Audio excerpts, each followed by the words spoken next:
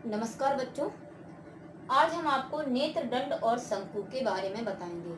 इससे पहले हमने आपको काफ़ी चीज़ें मानव नेत्र के बारे में पढ़ा चुके हैं। जैसे मानव नेत्र के कार्य हैं, मतलब भाग जो होते हैं वो किस तरह से कार्य करते हैं, प्रतिबिंब कैसे बनता है, नेत्र की समंजन क्षमता क्या है, मतलब दूर और कितना दूर या कितना पास का हम देख सकते हैं। अब यहाँ पर हम पढ़ने वाले हैं नेत्र दंड और शंकु। तो जैसा हम लोगों ने पढ़ा हुआ है कि जैसे अगर कोई नेत्र होता है तो नेत्र में क्या होता है, आगे का सबसे आगे वाला भाग जो उठा हुआ भाग होता है वो कॉर्निया होती है, उसमें नेत्र लेंस होता है।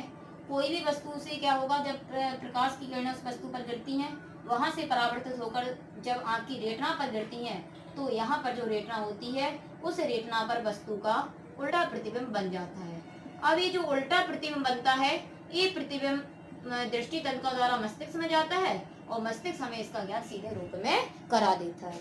यही हमने सब पढ़ा हुआ था। तो क्या होता है कि जो रेटिना हमारी आँख की होती है, उस आँख की रेटिना में बहुत सारी प्रकाश सुग्राही सेलें होती हैं। अनंत यानी असंख्य प्रकाश सुग्राही सेलें होती हैं। हमारे नेत्र की रेटिना में जो होती हैं वो असंख्य प्रकाश सुग्राही सेलें होती हैं। लेकिन यहाँ पर जो प्रकाश सुग्राही सेलें होती हैं, ये सेलें जो होती हैं वो दो प्रकार की होती हैं।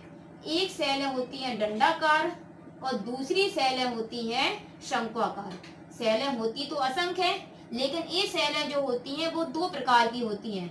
एक होती है दंडाकार सेलें और दूसरी होती है शंक्वाकार सेलें। तो ये दंडाकार सेलें और शंक्वाकार सेलों को ही कहा जाता है नेत्र दंड और शंकु।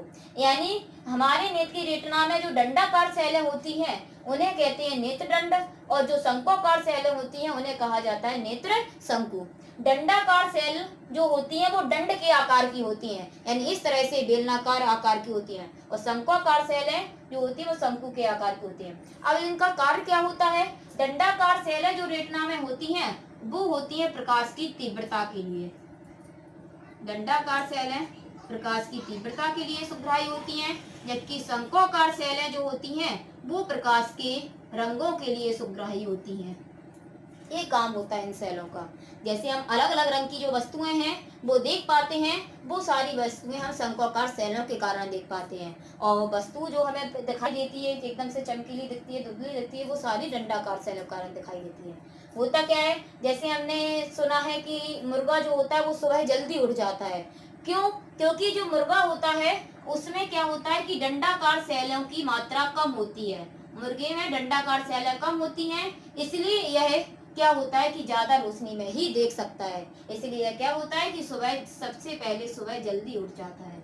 इसी तरह से जो मधुमक्खियां होती हैं, शंक्वाकार सेलें कई तरह की होती हैं, तो मधुमक्खियों में अलग तरह की शंक्वाकार सेलें पाई जाती हैं। यानी मधुमक्खियों में इस तरह की शंक्वाकार सेलें पाई जाती हैं कि ये शंक्वाकार सेलों के कारण मधुमक्खी की आंखें पराबैंगनी प्रकाश के लिए सुग्राही होती है। पराबैंगनी प्रकाश जो सूर्य से आने वाला प्रकाश होता है, जिसे क्या करती हैं, ओजोन परत हमारे लिए सुरक्षा कवच का कार्य करती हैं। तो क्या हमारी आंखें जो मानव नेत्र है, क्या वो पराबैंगनी प्रकाश को देख सकता है? वो तो पराबैंगनी प्रकाश को नहीं देख सकता है, लेकिन मधुमक्खियों की आंखें पराबैंगनी प्रकाश के लिए भी सुग्राही होती हैं।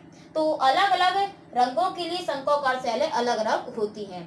तो नेत्र दंड और शंकु समझ में आया होगा कि मनुष्य के नेत्र की रेटिना में असंख्य प्रकार सुग्राही सेलें होती हैं, और ये सेलें दो प्रकार की होती हैं, दंडाकार सेलें और शंक्वाकार सेलें। दंडाकार सेलें प्रकाश की तीव्रता के लिए सुग्राही होती हैं, जबकि शंक्वाकार सेलें प्रकाश के रंगों के लिए सुग्राही होती हैं। इन्हीं को नेत्र दंड और शंकु कहा जाता है।